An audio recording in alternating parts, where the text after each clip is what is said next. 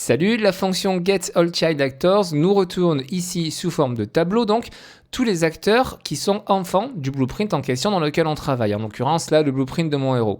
Plus précisément, le tooltip nous l'indique, ça nous retourne liste tous les acteurs spawn, c'est-à-dire qui sont apparus dans le level, qui ont pop dans le level, grâce au child actor components. Donc effectivement, ça ne nous retourne pas tous les composants qui sont ici, mais toutes les classes qui appartiennent à un child actor component. Pour le créer, ce child actor, on vient sur le add component, on tape child pour filtrer et on a ici le component child actor.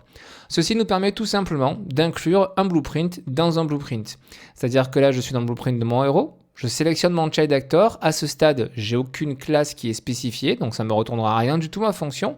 Si par contre, en ayant ce child actor de sélectionner, je viens dans ma colonne de droite, dans la rubrique child actor component, et dans la liste déroulante, je viens sélectionner une classe en question. Ça peut être n'importe quoi, hein. Ça peut être un système d'inventaire, ça peut être un objet, une torche, n'importe quoi. Moi, je vais prendre la classe générique actor.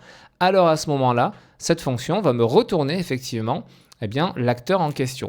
Plus précisément, je vais vous montrer l'exemple que je vous ai préparé. Quand je clique sur le bouton droit de ma souris, j'exécute ma fonction getAllChildActors. En paramètre, bien entendu, référence à lui-même, hein. Je suis dans le blueprint de mon héros. On verra ce paramètre-là tout de suite après. Et qu'est-ce que je fais? Je récupère la longueur de ce tableau, autrement dit, le nombre tout simplement de child actors que je vais avoir et je l'affiche dans mon interface utilisateur. Je retourne donc en jeu pour vous faire la démonstration. Si je fais un clic droit actuellement, ça me retourne 1, tout simplement parce que effectivement, quand je vais dans le blueprint de mon héros, j'ai bien un component child actor qui a une classe de renseigné. J'insiste bien là-dessus. C'est-à-dire que si je vide cette classe, vous voyez que par défaut, j'ai none. Quand je reviens en jeu et que j'appuie sur le clic droit de ma souris, ça me retourne 0. C'est-à-dire que ce n'est pas parce qu'ici on a rajouté un child actor qu'on a une classe de spécifier. Il faut vraiment sélectionner ceci et venir spécifier une classe ici. Et là, vous voyez, quand je spécifie une classe, peu importe laquelle, si je retourne en jeu, quand je fais un clic droit, ça me retourne bien 1 pour me dire que j'ai bien une classe, donc enfant, un acteur enfant de l'acteur dans lequel je suis. Volontairement, je vais dupliquer ce child actor. D'ailleurs, je vais en faire 3 copies comme ceci. Je vais exécuter mon jeu. Cette fois-ci, ça ne me sortira pas plus 1, mais ça va me sortir 3, puisqu'effectivement, j'ai bien 3 child actors. Je reviens sur ma fonction. Et on va regarder quelque chose qui est intéressant. Et après, on verra qu'on ne va pas simplement s'amuser à retourner la longueur d'un tableau, mais on peut travailler bien évidemment sur chacun de ces acteurs.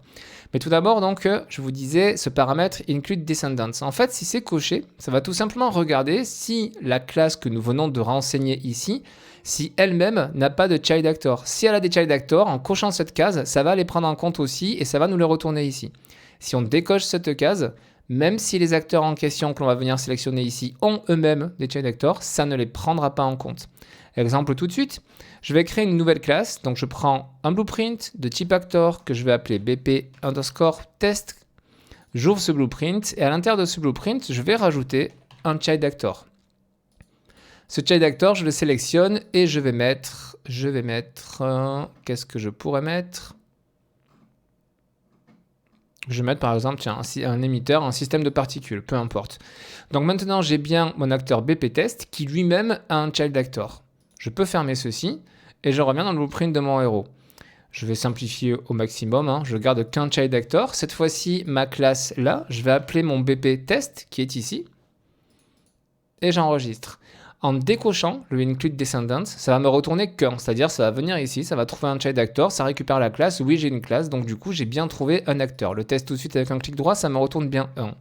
Si par contre je coche cette case, ça va vérifier si effectivement à l'intérieur de ce blueprint-là, est-ce que j'ai également des child actors. Et si c'est le cas, donc j'ai coché la case, je fais un clic droit, ça me retourne bien 2. Donc ça me retourne bien tous mes acteurs. Pour terminer la petite démonstration, plutôt que de travailler ici sur la longueur de notre tableau, ce que vous pouvez faire aussi, bien entendu, c'est après travailler sur chacun des éléments que va vous retourner ceci. C'est-à-dire que si vous exécutez cette fonction pour savoir si vous avez tel ou tel child actor qui est à l'intérieur de votre script, vous pouvez faire tout un tas de choses avec ça. Moi, je fais un simple for each loop là-dessus pour pouvoir retourner justement les informations. Et retourner les informations, je vais le faire à l'aide d'un print string. Et ce que je vais faire, c'est relier tout simplement l'acteur en question. Donc ça va nous afficher dans le print string cet acteur. Je retourne en jeu, je passe en plein écran. Et quand je vais faire un clic droit, regardez en haut à gauche, on a bien le bp_test qui apparaît et l'émetteur qui apparaît, qui sont effectivement bien les deux child actors de mon BP héros. Si je viens décocher ma case Include Descendants, ça va me retourner qu'un seul acteur qui va être celui-ci, le BP test. Mais par contre, ça ne me retournera pas le child actor qui est à l'intérieur de ce BP test. C'est parti, clic droit. En haut à droite, on voit bien BP test qui apparaît. Cette fois-ci, je n'ai pas donc les différents niveaux entre les acteurs que j'ai uniquement le niveau principal. Je suis dans le blueprint de mon héros et ça me retourne que les child actors de mon héros.